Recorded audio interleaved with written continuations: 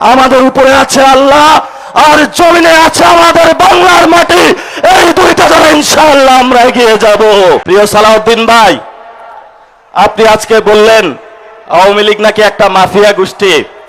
আপনার ঘরে যে আসালামের মতন একটা মাফিয়া গোষ্ঠী লুকিয়ে রেখে আওয়ামী লীগকে মাফিয়া গোষ্ঠী বলেন, আপনার ঘরে আসালামকে লুকিয়ে রেখে আপনি বেনজিরকে ধরতে যান, এই ধরনের ভণ্ডামি জাতির সামনে প্রকাশিত হয়ে পড়েছে। এবং আপনি সংবিধানের আশ্রয় নিয়ে বাংলাদেশের জনগণকে বোকা বানানোর যে প্রচেষ্টা নিয়েছিলেন, সেটা আমরা হাতে কলমে দেখিয়েছি যে আপনি আবু জাহেলের মতন সংবিধানের আশ্রয় নিয়ে বাংলাদেশের মুক্তিকামী জনতার যে ঐতিহাসিক লড়াই, সেই লড়াইকে আপনি অস্বীকার করেছেন। মাননীয় অর্থমন্ত্রী, আপনি বাংলাদেশের সামনে জনগণের সামনে যে বাজেট দিয়েছিলেন, সেই বাজেটের মধ্যে আমার খেটে খাওয়া শ্রমিকের কোনো অধিকার আমি বুঝে পাইনি। আমার তরুণ শ্রমিক যারা রয়েছে তাদের কোনো কর্মসংস্থানের আমরা কোনো সুযোগ পাইনি। আপনারা যে বাজেট দিয়েছেন, সেই বাজেটের মধ্যে আমাদের নারীদের জন্য কোনো আমরা অধিকার পাইনি।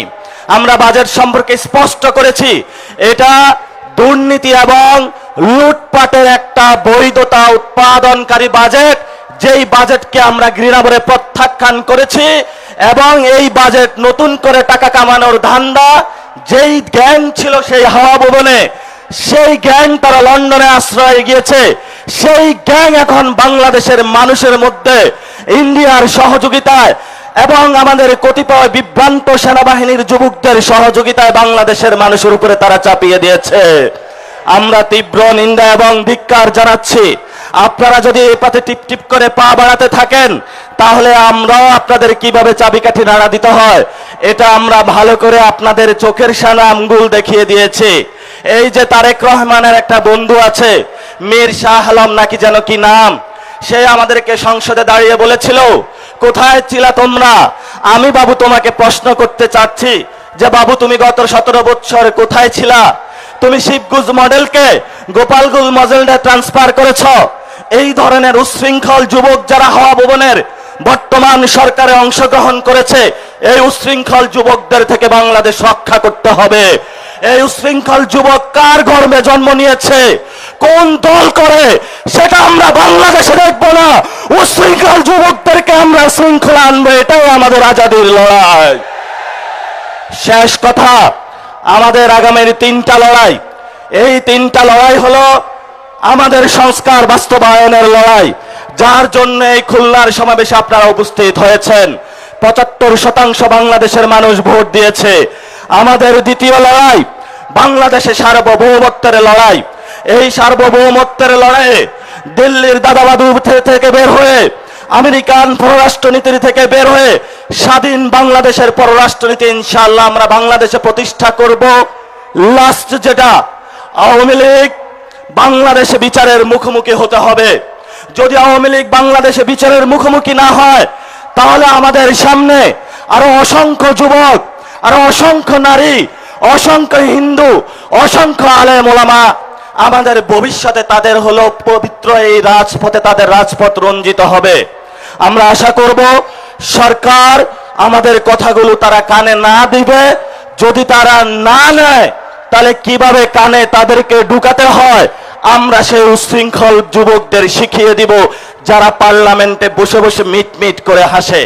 প্রিয় খুলনাবাসী, আপনারা জানেন এই খুলনায় কেডিআইতে দলীয় লোক বসানো হয়েছে, এই খুলনাতে সিটি কর্পোরেশনে দলীয় লোক বসানো হয়েছে, এই খুলনাতে জেলা প্রশাসনে লোক বসানো হয়েছে দলীয় লোক, এমনকি বিসিবিতেও লোক বসানো হয়েছে। খুলনাবাসী, এই সব সন্ত্রাসীদেরকে আপনারা ছাড় দিবেন না। যতই ভদ্রতার মুখোশ পরে তারা আমাদের সামনে আসে, আপনারা যদি তাদেরকে ছাড় দেন, কালকে আপনাকে তারা হত্যা করতে উদ্যত হবে, আপনার সন্তানকে তারা হত্যা করবে, আপনার মাকে তারা হত্যা করবে, আপনার বউকে তারা হত্যা করবে। এই সব সন্ত্রাসীদেরকে খুলনার অঞ্চল থেকে উচ্ছেদ করতে হবে। এবং যারা মসজিদে হত্যাকাণ্ড ঘটিয়েছে খুলনাতে, আমরা বাবু তোমাদেরকে হুঁশিয়ার করে দিতে চাই। সালাউদ্দিন সাহেব বলে আইন শৃঙ্খলার নাকি অবনতি হয় নাই, তাহলে খুলনাতে কোন বাবু আপনার এই মসজিদের মধ্যে হত্যাকাণ্ড ঘটিয়েছে? সেই দিল্লির দাদাবাদুর পরগেটুপুত্র সালাউদ্দিনের কাছে আমরা প্রশ্ন রাখতে চাই। প্রিয় খুলনাবাসী, আমাদের সামনে সময় নেই। রাজপথে আমরা বিরোধী দলীয় নেতা যিনি আছেন, আমাদের 11 দলীয় নেতৃবৃন্দ আমরা মনে করি এখনো ওনারা ঠিক পথে আছেন। মিটিমিটি করে পা করে আমরা সামনে এগুচ্ছি। ওনাদের নেতৃত্বে আপনারা শক্ত অবিচল এবং আপনাদের জায়গা থেকে শক্ত অবস্থান বজায় রাখবেন। দলীয়ের মধ্যে বিভিন্ন সাঙ্গপাঙ্গ অ্যাসাসিনিস্ট ঘুরে ঘুরে তারা আমাদেরকে বিভ্রান্ত করার প্রচেষ্টা চালাবে, বলবে তুমি ইসলাম করো, তুমি কেন এখানে হলো যে ইসলামিক জোট না জামাতে ইসলামে আছো, বলবে তুমি সেকুলার দল, তুমি কেন ইসলামিক জোটে আছো। এই ধরনের বিভ্রান্তি করার অপচেষ্টা তারা চালাবে।